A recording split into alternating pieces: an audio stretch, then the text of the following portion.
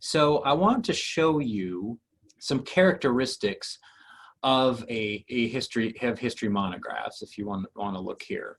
So we're going to be looking for history monographs in our main search discovery system called Search It. And the good news is that Search It contains about 20 million unique books.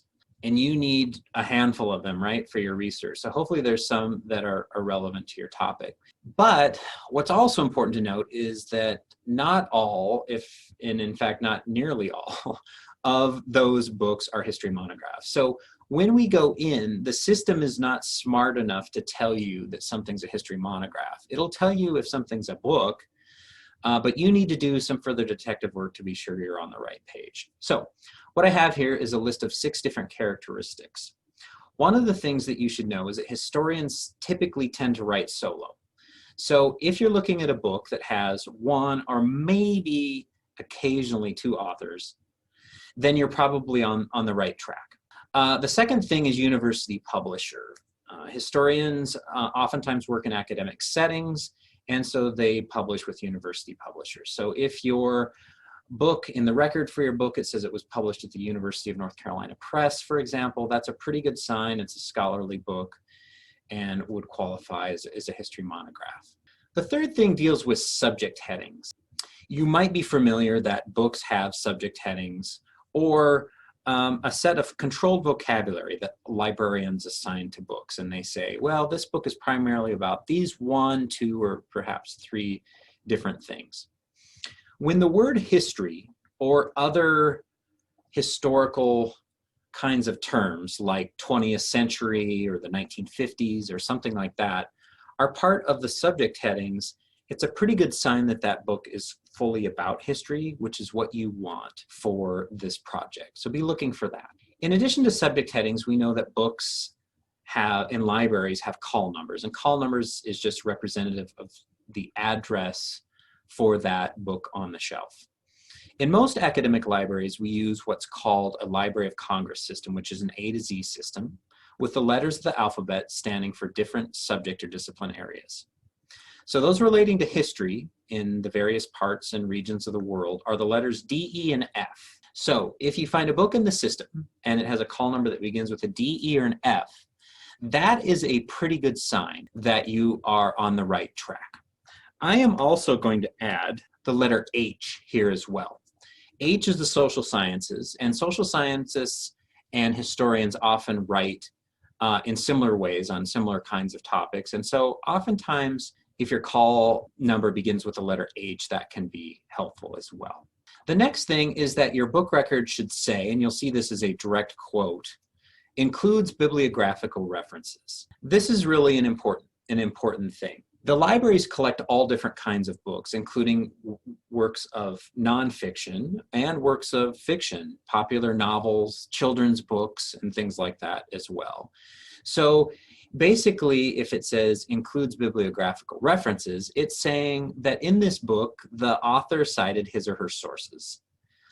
So you're going to want to see that in the books that you use. It just shows that it's a scholarly book, and again, the author cited his or her sources. Then the last thing about history monographs is we want you to find books that were published more recently, and in fact, some instructors say they want you to find books published in the last 25 years. But at the same time, books that cover deeper history, and again, your individual instructors might decide what they mean specifically by deeper history. So I'm going to say that one more time, because that's a little bit, it might potentially be a little bit confusing.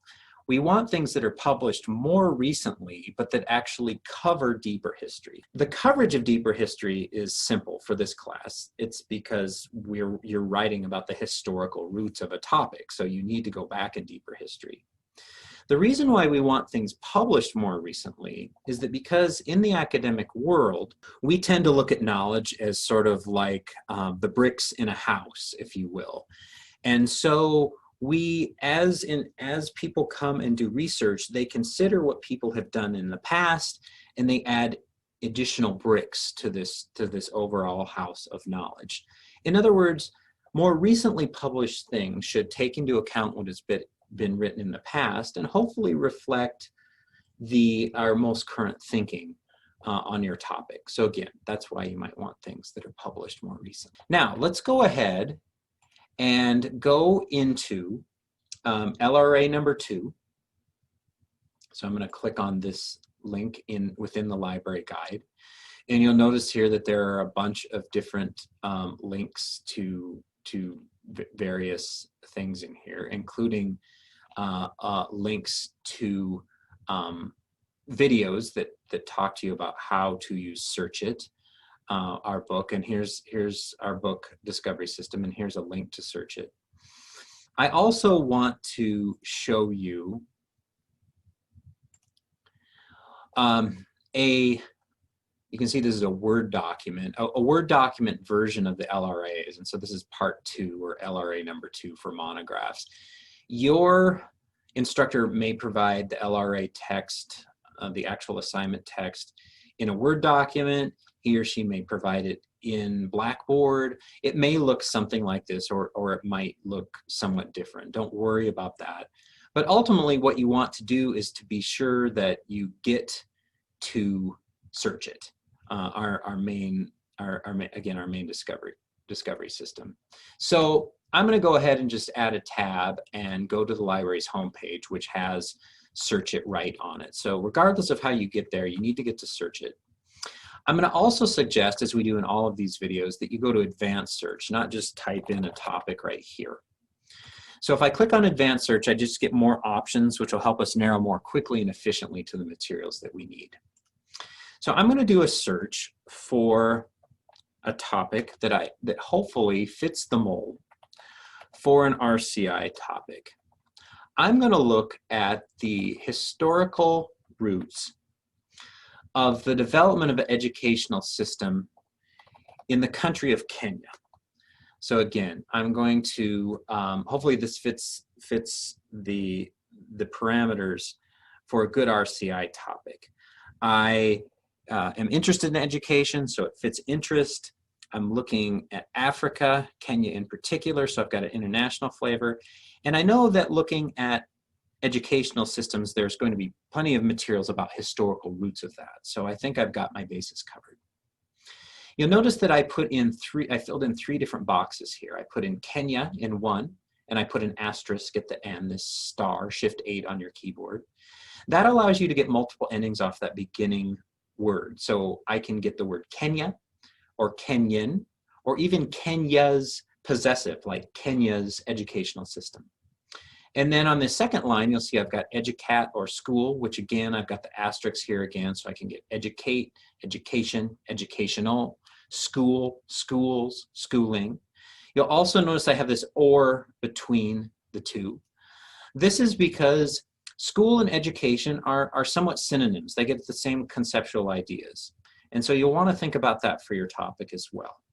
What, if there are multiple words that describe it, be sure you're including all of those words with ors between them, because in theory, the best book out there on my topic may use the word school, but not the word education in the title. And so therefore we might not get it unless we have a healthy set of like terms. And then finally, you'll see I've got histor here, which is short, obviously, for history, historical, historian.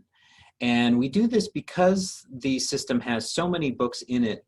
We're hoping for one that will, again, cover that deeper history. And so this can sometimes be a helpful way to do that, is to actually search for the word history. If you're not having luck, this may be one of the things that you want to not search in order to expand what you're doing. I'm also here going to change this any field to the title field. Now, I may have to back off on that because that's a pretty rigorous restriction on my search. But I figure that if I can find a book that says something in the title like The History of Kenyan Education System, or Education in Kenya, a History, or something like that, those might be the books that would be the best for the research that I want to do. I'm going to also, as a last thing before we click search, go ahead and limit by material type over here. I can limit to either two different formats of books. Books in print right here or ebooks. Both of them are completely fair game for your work in RCI. There tend to be more print books than ebooks, so I'm going to go ahead and limit to that. It's also worth mentioning here that during the COVID period, obviously you have access to ebooks with an internet connection, but you also have access to print books and other print materials in the library as well, which you can actually have sent to whatever home location you want. And get a hold of me at Corey J, C-O-R-E-Y, J at wsu.edu. Email me there if you have further questions about that. So with this setup, I'm going to go ahead and click search. And if I scroll down and look at my results list, you'll see here that everything has a print book label. So I'm on the right track. I'm looking for books and I'm getting books as a in my results. However, again, not all of these are necessarily history monographs. So if I look at this first one, there's definitely some problems here. One is that there's a whole bunch of different authors here. There's a bunch of different people listed. And I had mentioned to you, if we go back for just a moment and look, that there are a number of different characteristics of history monographs, including that they typically have one author.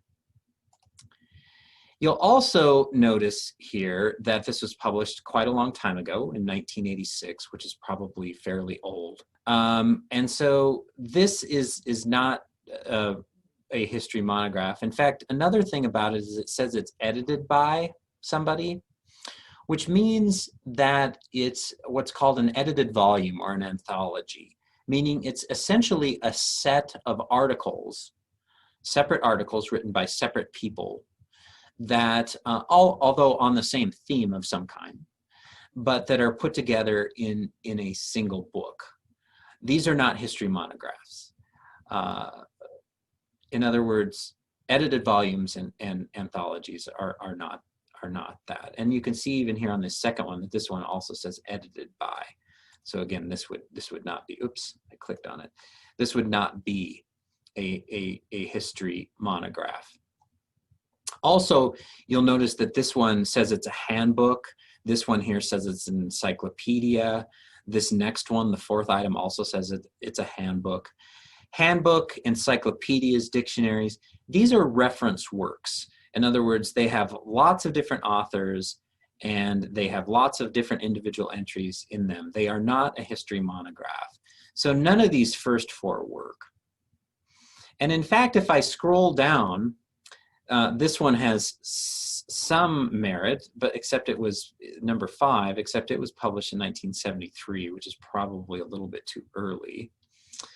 It's not until I get to this 9th item, this one, A History of Modern Education in Kenya, 1895 to 1991, that I really think I've hit on one that would work quite well.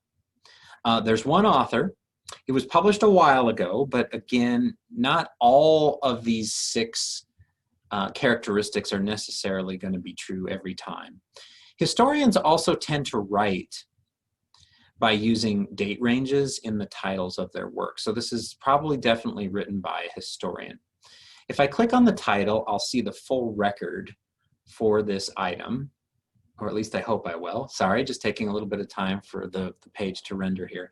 It looks like this.